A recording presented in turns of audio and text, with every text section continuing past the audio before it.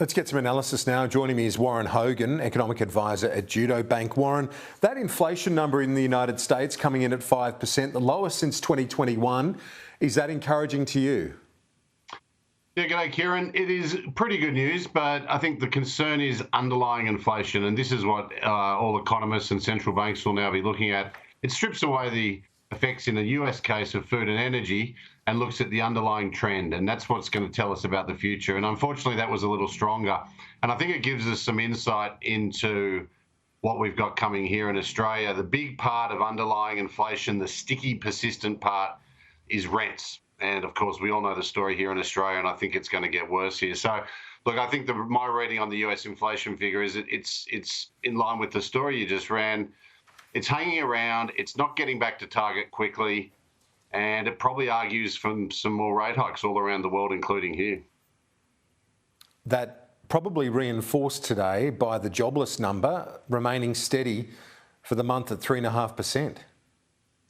Yeah, and that's obviously the lowest we've had since before the welfare state was set up in the early 70s, almost 50 years. So we're running an extraordinarily tight labour market. And I think another piece of context is that last month the ABS sort of re-estimated population growth, and we now know that the last 6 months has seen the strongest population growth in Australia since the survey began in 1978. So what's really spectacular about that 3.5% unemployment rate is we're having a surge in population and we're providing jobs for everyone.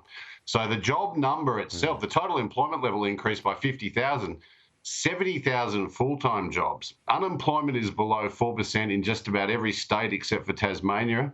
That's at 4%.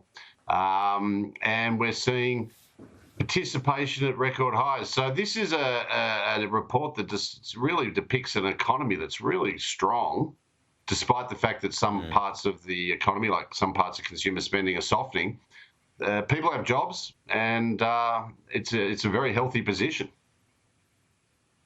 A healthy position, but with rates likely to still rise. And the RBA board member, Ian Harper, very blunt in his assessment of their performance, wasn't he? An outbreak of frankness from one of the board members.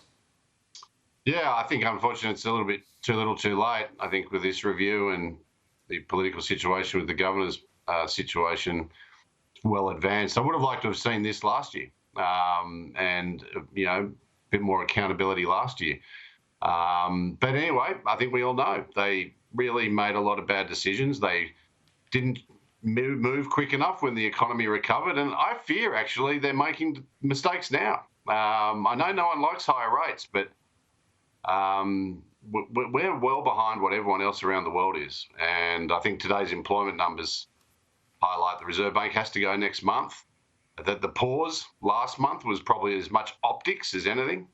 And yes, I think the RBA recognises the bad errors of the past, but I fear they're continuing to make them. Warren Hogan, economic advisor at Judo Bank. Thank you as always. We'll talk to you soon. Talk to you many times, in fact, in the lead up to Jim Chalmers' second budget, less than 4 weeks away now.